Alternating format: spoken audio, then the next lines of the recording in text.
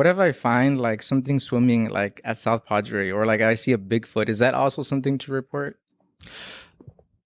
I'll just say you should always report anything you can. It's like, like to see She's people. like, yes.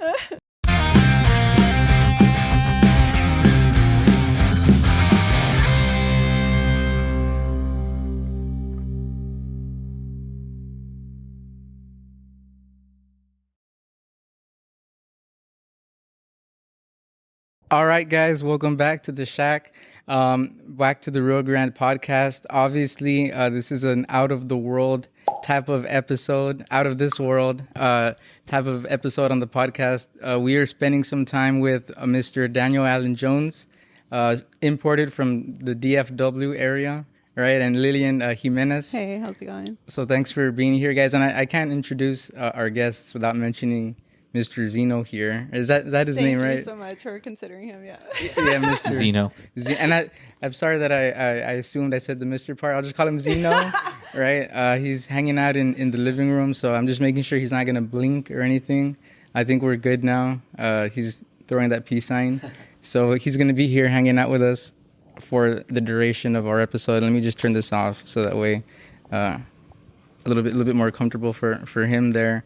So welcome, guys, to the Rio Grande Valley. I don't know why I said that because Lillian is from here, but I guess I'm thinking in the context of where is Zeno from? Do we know where he's?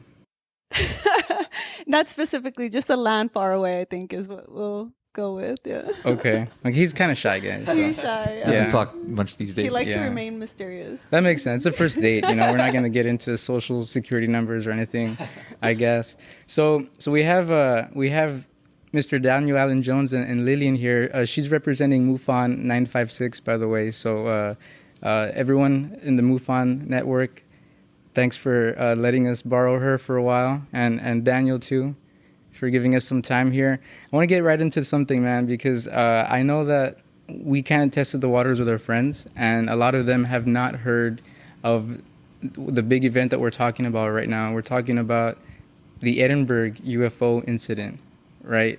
Tell us about what that is, because I found the Edinburg incident on the City of Edinburgh's website. So I was like, that's actually like the city's website. Like, this is a legit thing. And then they told us that there's an event about it every year, right? So for those of us who've never heard of the Edinburg incident, and with the context of Zeno between us, tell us what that's all about, man. Sure. No, I'll just first say that I'm honored to be able to take part in what you're doing, because I'm coming in as an outsider to the Valley, and I know Lillian here is based here in South Texas, and of course Zeno is coming from another world. But I appreciate the opportunity to come and share about this very interesting story of an encounter here in Edinburg, Texas, that apparently took place in 1966. But as you mentioned, right? True story. As far as we know, this is something that has been looked at from various people who had been involved to some degree, and then later researchers came. And so I first heard about this from Noe Torres, who's a local author and researcher here who looks into the UFO phenomenon and subject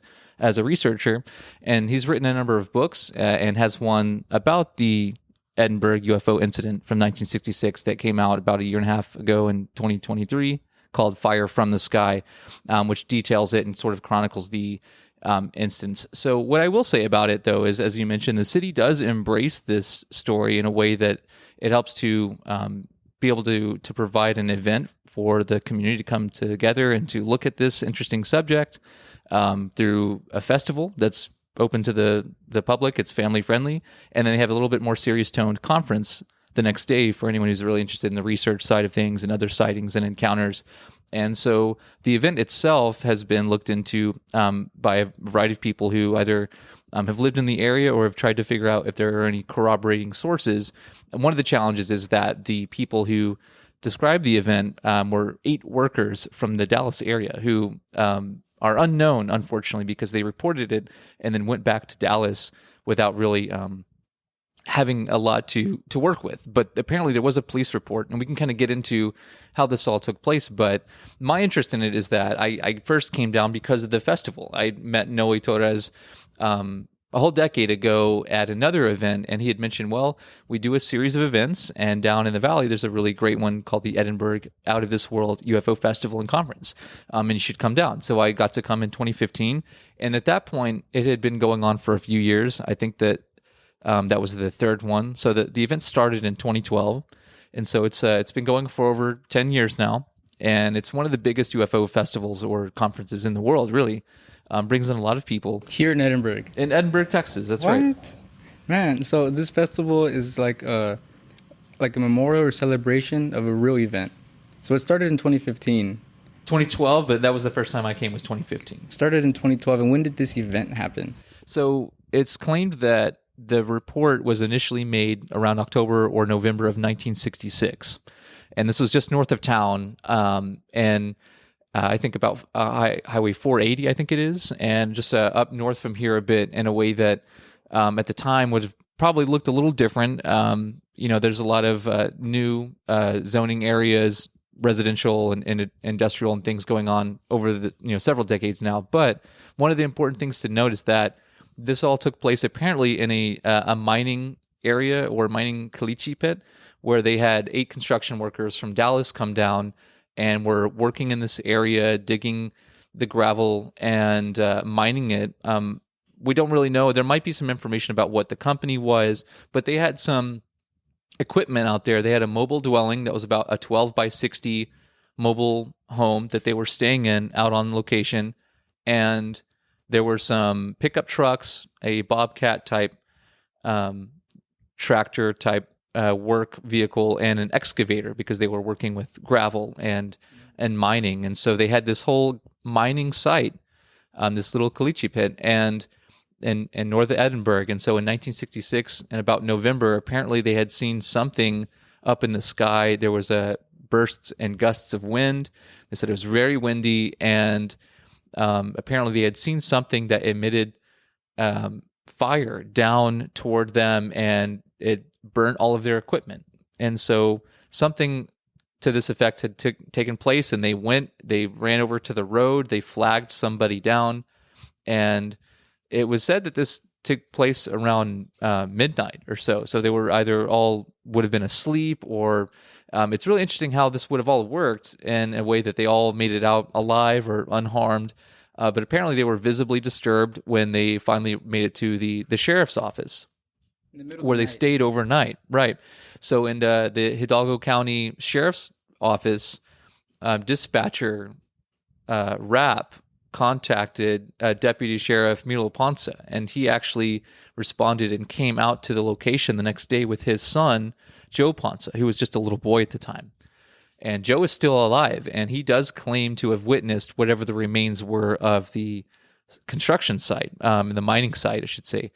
And while he didn't see the object himself, he does remember that there was a police report made and that he had heard people talking over the years about this situation because of his father's involvement with the county. And I should also mention, Milo Ponce actually went on to become county commissioner and was a pretty reputable person here in the area, enough so that after he passed away, there was a park dedicated to him just north of town called the Milo Ponce Memorial Park. Is it still there? It's still there, and he is the person who is a big reason why this case is known, is because he came out and responded to the call that these these workers came down and basically made. And so there apparently was a police report, and some people ended up coming to question people about this who people suspected were either military or from some kind of intelligence agency. And so there's a bit of curiosity about who they were or what they were really wanting. But the reality is that if there ever was a police report, it would have been through the Hidalgo County Sheriff's Department, and that there could be something still there that doesn't note that this happened. Unfortunately, we don't really know the names of the workers, but Noe Torres actually did mention most of everything that we do know about this in his book, Fire from the Sky. And I'll just mention that name is kind of a play off of the name of a book and movie of a similar but much different encounter from 1975 that a man named Travis Walton claimed to have over in Sitgreaves National Forest in Arizona, near Snowflake, Arizona. This man, Travis Walton, claimed to have had a situation where he and the logging crew that he was working with at the time witnessed what they described as a fire in the sky. And it was apparently what they say was a ship or something to the effect of a large object in the woods. And they were on these old logging roads. And so he jumped out of the truck and very spontaneously ran up to this glowing object, and it shot out an arc of light or a beam of light toward him and struck him and knocked him back, according to what he says. And all the people he was there with in the truck that were watching drove away because they thought they were terrified or it had killed him. And anyway, so there's this whole episode of what had happened with this person, Travis Walton, who claims this story, and he wrote a book about it, but also it became a movie in the 80s called Fire in the Sky. And so I think what's clever is that Noah kind of used a similar name for this event called Fire from the Sky, because this situation apparently where these 8 construction workers described this fire coming down toward them and their equipment. They said that. They saw, and these are just 8 men that are working, just a crew. A regular crew. And in the sheriff's office, they were visibly disturbed, and one man apparently urinated on himself because he was so upset or disturbed from the situation or scared. And so, what amazes me about all of this is that one thing I think is challenging is that we have to consider the alternatives. And unfortunately, there's not a lot of these cases, as Lillian can also bring up as well, is that there's a lot of challenges with questionable witnesses, with what the veracity of claims are, if there's really any legitimacy to what people are describing.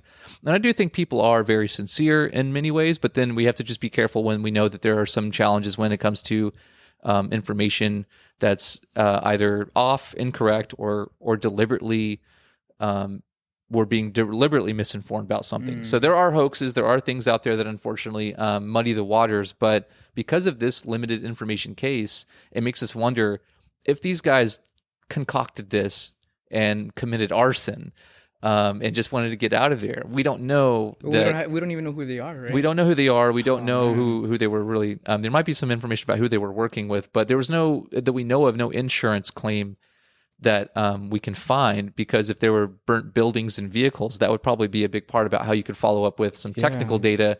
And it just goes to show that there's a lot of ways that you can kind of go into research with historical cases or modern cases, because this is well before the internet was available.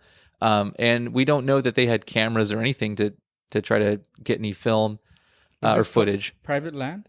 So at the time, it was owned by a family who and neighboring people kind of also described the La Luz de Llano and the lights in the fields, but they didn't describe them often as spaceships or UFOs. In that area? In this same area. Okay. And there's a neighbor to that property. His name was Manito, and he actually did describe seeing strange lights in and around those fields that was around this caliche pit. And so people had apparently seen, and this person, Manito, and this is also described in the sort of chronicle of events that Noe writes about as well, is that this person described seeing a cigar-shaped object that seemed to be corroborating what these 8 workers were dealing with as well.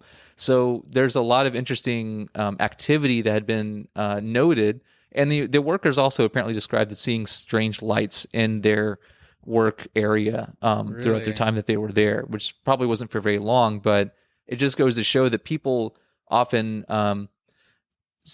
they might have an experience, they might have an encounter or a sighting, and might not always go to say anything to anybody. And in this case, it wasn't until there was some real physical effects that seemed to make this whole situation for them very real and stand out and almost affect them in a way that made them leave and not want to ever come back, which they told the sheriff's department there that they'd never be returning to this site to work or anything. And so, and they didn't. They took off, right? and we don't know who they are. We don't know if they had any physical effects later on in life. Some people consider that when people are in close proximity to radiation, right? UFOs or unidentified aerial or anomalous phenomena, that maybe that there are some kind of residual effects due to potential radiation or something like that. So we don't know if they ended up having any of these types of things that they incurred, and hopefully not. And they might still be alive. We don't know, but and it would be great if, in the event that we can find like the police report or anyone that might be within the network of the sheriff's office, or have the access to that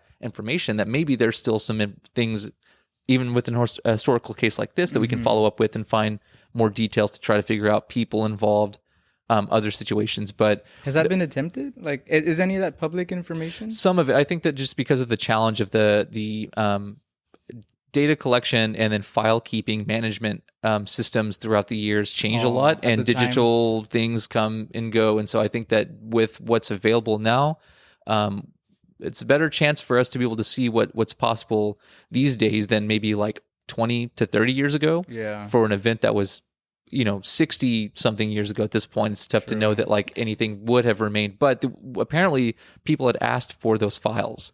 So if anything did exist, hopefully there could be some copies or originals still out there that aren't in the hands of, some intelligence agency who might really know the other details about everybody. If you're listening to this and someone in the sheriff's department, or even related to any of the people who took part in it. Yeah, for sure. Family members. There's somebody out there, man. There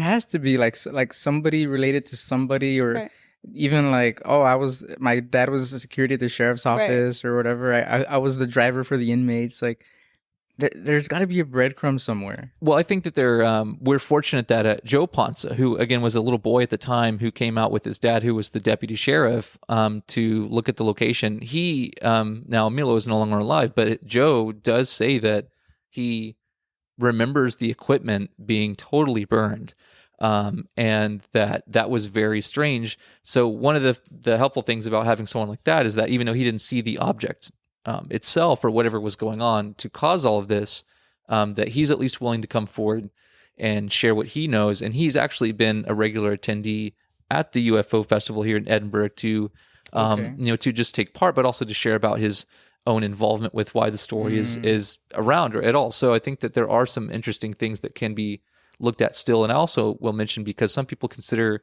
this to have some kind of tie-in, but there's the Moore Airfield nearby, which is an agricultural facility. And a few years before this event apparently happened, in 1963, it used to be an Air Force base, but they changed it to an agricultural. It transferred from the Air Force to the Department of Agriculture, so that it could basically combat this fly that was like an invasive type of thing going on. So interesting. Close to the incident.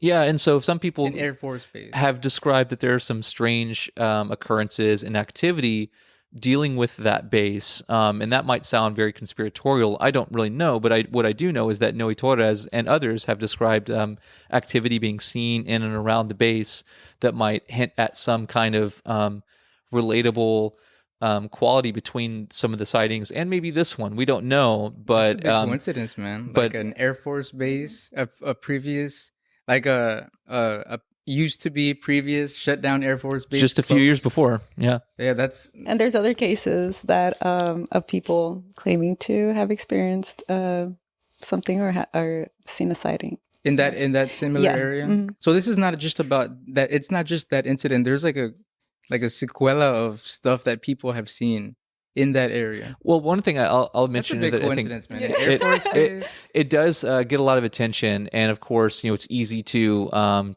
start to generate ideas about the possible connections between many things. But what I would say is that what's helpful with the city and the library and the cultural arts departments really embracing this in a way that isn't trying to just tell anyone believe this or don't believe it, but here's some important information about our history.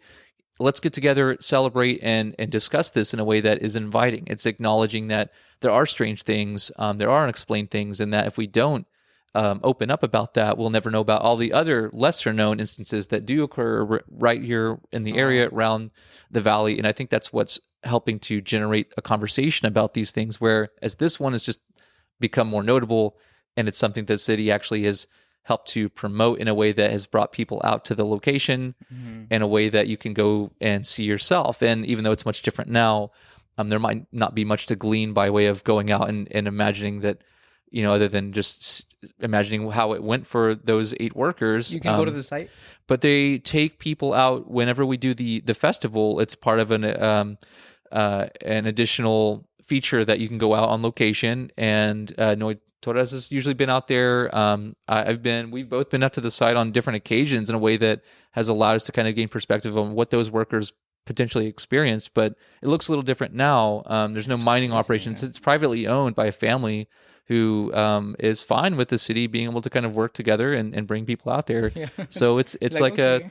It's a cool feature, because people wonder, why is there a UFO festival in Edinburg? Well, I mean, anyone can hold an event about anything, but it's mainly because of this idea that there's a story that's gained a lot of attention over the years, and it helps to generate interest and awareness about other similar stories here in the area as well. I know Lillian has done a great job of helping with MUFON in the cases here in South Texas. While that's a really notable one, there are apparently a lot of other interesting things that people have reported, and well after the fact that they have happened, because sometimes people don't know that something like MUFON or other reporting groups or organizations exist to be able to share stuff like this. Okay. Have there been other like notable stuff in the valley? Like not necessarily related to this, but just other incidents in the valley? There's other notable cases. There's sightings.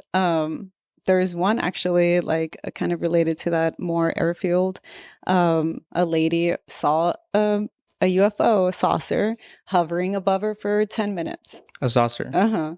And there's a sheriff's report about it, and she reported it to whoever was in charge there at the Moore airfield. It was documented? Yeah.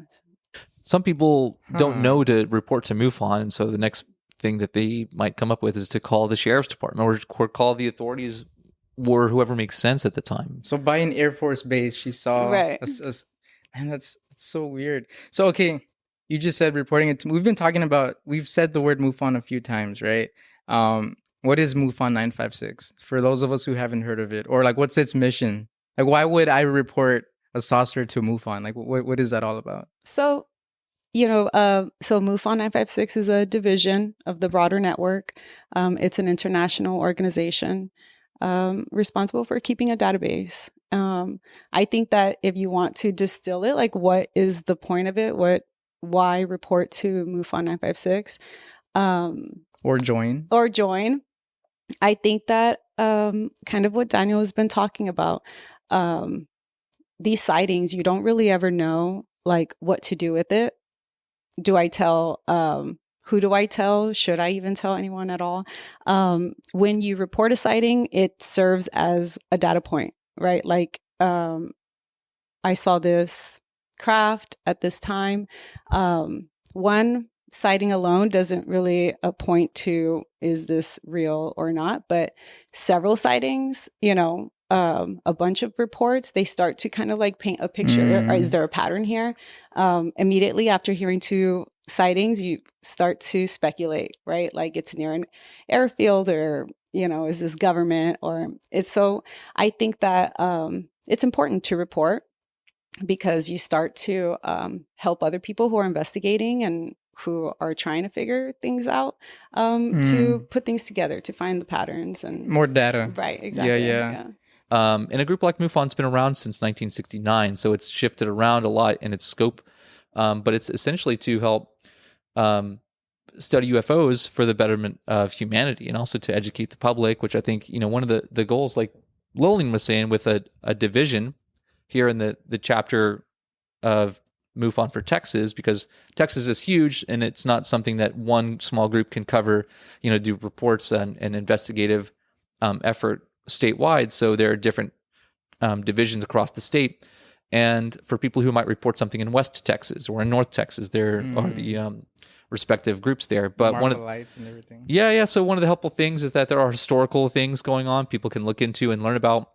And there are reporting agencies that you can look into and find in the databases that show the different types of things that people describe in the events. And sometimes there's videos and photographs, which is helpful to kind of see how that corroborates the claims or not. But what is helpful is seeing that there's a sort of not necessarily a united front, but there's a big push on many sides of this topic, from the official standpoint, from the civilian sector with civilian organizations, but also the attempt to work together in a way that helps to not just provide transparency, but also resources for people who otherwise don't know that you can describe an otherwise like strange or weird sighting or close encounter, or be judged for it, or whatever, in a way that's going to be ridiculing. If they can't even tell their friends and family, why would they want to tell anybody?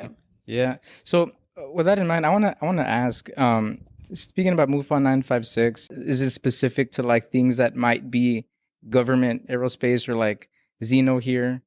Is it just that, or like do you cover other things that are also like strange? Well, I think that most people consider MUFON to be an organization that focuses on the nuts and bolts UFO sightings, and for a long time that's what it dealt with. But since the 90s or so, they've broadened their scope of being a repository for a lot of different types of encounters. And so what's important to note is the close encounters scale, if we can maybe just mention that. And going through the MUFON case files, we find that there's not just sightings of objects, but people describe entity encounters, other anomalous experiences that also are a contribution to what MUFON focuses on now as well.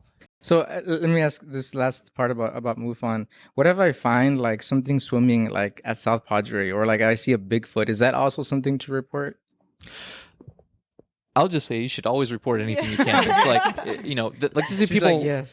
Like the people calling the sheriff's department, like that's awesome. I think that like one of the things people overlook is the seriousness behind a situation that otherwise is easily overlooked. Whether you call MUFON, the police, the fire department, like anybody, it leaves a documented record of a situation, which otherwise, even if it was nothing later on, okay, it's a hairy guy, no harm, But if it's like it turns out to be you're the person who discovered that Bigfoot is real, it's because you left a call and you helped to document this situation, and so you can claim or file or submit a report, whether it's a object that you see, or if you walk out onto the beach and you see Xeno out there, you can say, I saw what I think is an alien or some unknown report it, humanoid. Basically, right? Report it. And if you're seeking resources, like they have therapists and counselors, I think that an element of sightings that is important to notate is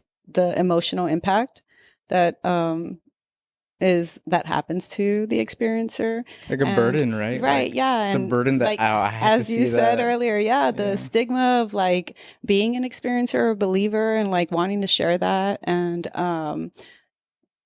it's just until now, I mean, that it's in the mainstream and easier to like discuss those types of things and find the people who are wanting to listen without judgment and have that space. So that if you are wanting or seeking resources too, because you're an experiencer, I think that a great place to start is the ERT. And I think Cool. it's good to have a supportive network of people who aren't going to just immediately be dismissive. And it's also okay to say that there's no reason anyone should outright believe anything anyone says, but it's better to know that you can share what happened in a way that's not going to just completely be disregarded. There's a lot of tough situations where it's personal confirmation bias, and the difficulty of discerning the quality of data is not often just like what Lillian said, not often just with one case, but like the spread of the multitude of variations in what people report. So it's not always just like something in the sky, because it can be, I saw this type of creature or humanoid or alien, and whatever they used, whatever the language is that they use to describe it is also very helpful I think in a cultural sense, it sort of paints a picture of what we perceive at the time to be how we understand what's going on around possible. us. Yeah. So I yeah. think that, with some of these groups out there, and the latest activity happening, and like you mentioned, these ideas of claims about facilities working on things in the dark. Sometimes I think the best things that can yield some kind of like positive potential is that if these things are happening, it's not just like, well, what do we do? What can we do about it? But how can we at least know that based upon what people have been saying, that there are ways to allow for this subject to be at least more out open in the public discussion that makes it less of a ridiculing issue, that people won't be afraid to talk just because of being mocked or laughed or scrutinized, or even professionally hindered. Oh, And I yeah. think that that's a big part too, is that, you don't want to lose or risk reputable situations when you have something happened that you never asked for in the first place. Yeah, and now you have to worry So- about your own reputation or your own people's perception of how level-headed you are. But that's Your an judgment. interesting. That's a nice thing about MUFON 956, that it's more research-based, right? And it's not necessarily like I hope it's this, so that's why we're doing it. It's just like you're just taking the data and trying to dissect what the reports are without wanting it to be Right. It's not a matter xenolicious of proving it or Yeah. debunking it. It's or getting to being skeptical like and getting to an doing the end goal that research. you have. Like you're just trying to dissect reports, right? And document. It's like scientific. Yeah, exactly. It's more science based versus like tinfoil hat or whatever. It can be right? that too sometimes, I think. Yeah, but it goes. But it's Yeah, everything, yeah. right? Well, And people in MUFON, or any organization, are all individuals with their own outlooks. The group itself has a functioning tenet that is the scientific study of UFOs for the benefit of humanity. Yeah. And, you don't have to be in MUFON to have that outlook. And I think the main thing is it's like everyone can have their own belief or worldview. If you're part of an organization, it's like if you're working at a job, you might have your own personal anything, but if you're at work and you're on the clock, you kind of have to attempt to do what you can to like hold it Yeah. together as a unified group. And so the tenets that they ascribe to have been helpful in documenting cases, and in some ways figuring out what's what. But there are a lot of unknowns. Some people that can't figure out what exactly it is, or if it's too far removed, too far back to really try to dig in and find out. Sometimes cases aren't totally resolved and they're left as unknown. So, and in some way, there's a lot of direction of what we can do for community outreach to again get the people engaged in the discussion. So it's not just about trying to figure out UFOs. It's also about how can we open this up for more community engagement and education and educating the public as well. That's awesome. Yeah, and I think that that's personally, one of my like values and goals with this group. Obviously, to adhere to the tenets of MUFON, the organization, but I think that to grow the interest in like the STEM field and in science in the Valley, that this can something that's kind of like a little bit sensational and kind of like exciting can spark interest in like in young people in science as a whole, astronomy, engineering. And so I think like And it's research based, right?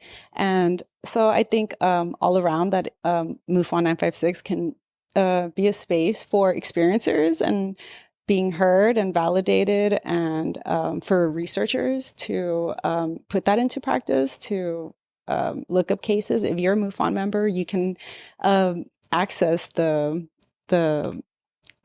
reporting system and take a look at these cases. You could do it yourself. I mean, if you join MUFON now, yeah, you can get on the website and take a look at these cases. They're interesting. There's in preparation for this event that we're having tomorrow, I've been looking at all of these cases, and some videos are interesting. You can hear people's like commentary throughout it, and just like really experiencing what the person is experiencing in real time. Their immediate reactions and like it's more intimate. Yeah, it's really cool. So anyway.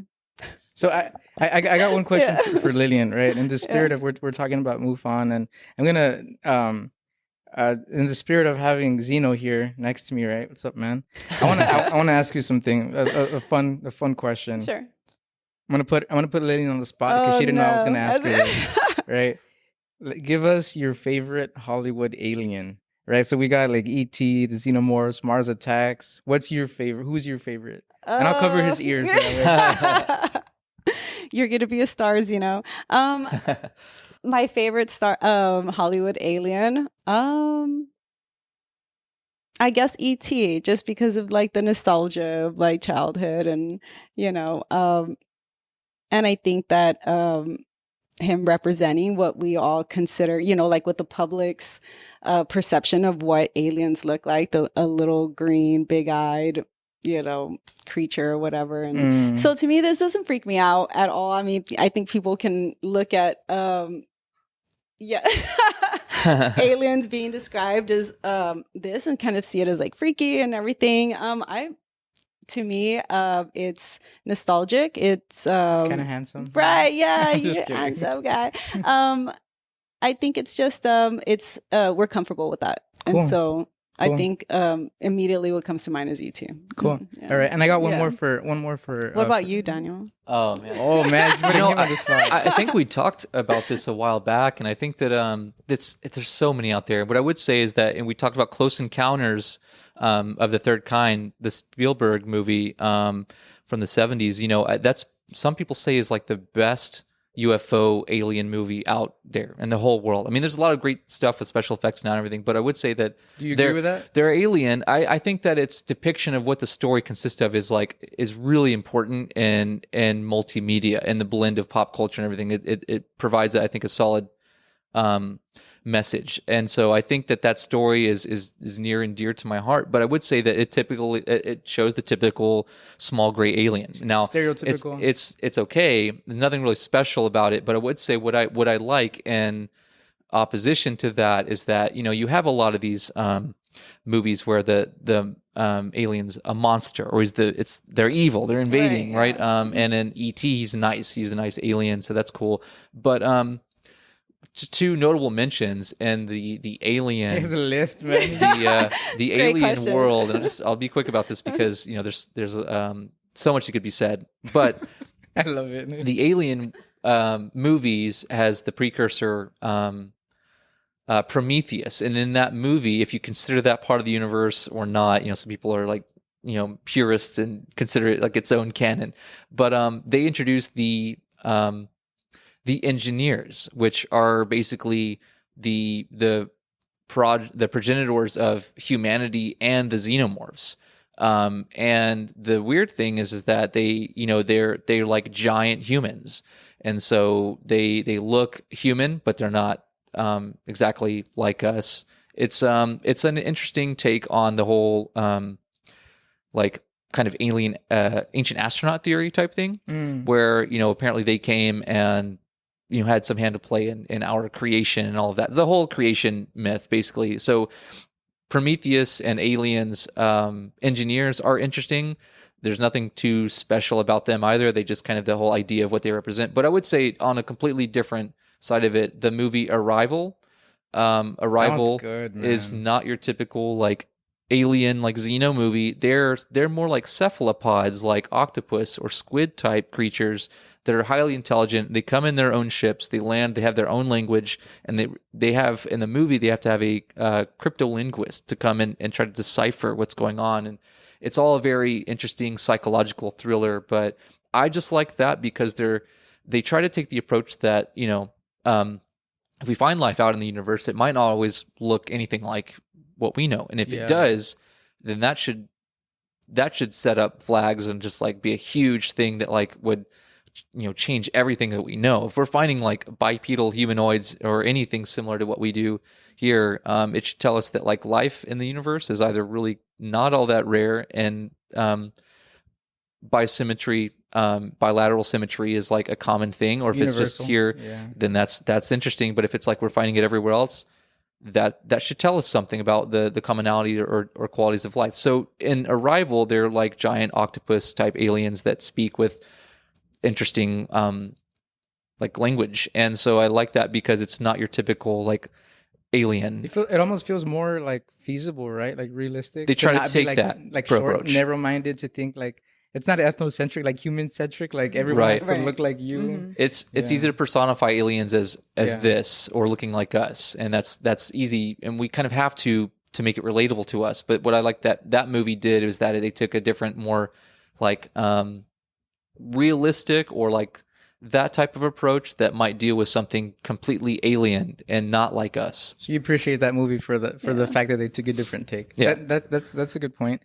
And keep your eyes out for the Edinburg UFO Festival, right? Because that's a yearly thing. It hasn't happened this year yet, right? So, There's been some special changes with what's going on this time, so I would say look out for some announcements later toward the fall, because a lot's changing up in the city. Not in a bad way, but just to help to work out some things that they're really excited for. So I would just say, just as you mentioned, keep an eye out at the Edinburg Library and Cultural Arts. They've got a really great new center that actually is MUFON 956 has been working with in coordination to host events. So yeah, I think that's going to be our new home base. It's the ACE Center, right across the street from City Hall in Edinburg. Oh, nice. And it's a beautiful complex. And yes, and the arts and culture department, they're great and amazing and super innovative. And so it's honestly been exciting and an honor to like partner up with them. And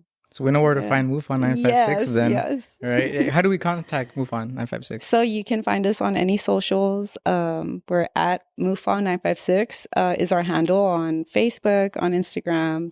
And we have a page on a website, Planet 956. And if you go there, it's a resource hub for all things mysterious here in the Valley, whether that's like people who present on or do research. I thought you just meant like mysterious people. Mysterious people. Whether it's people. Related to ufology here in the Valley who have written stuff, Noe, Daniel, and then other organizations that are partnering with us. We're slowly building it, but the official MUFON webpage is on there.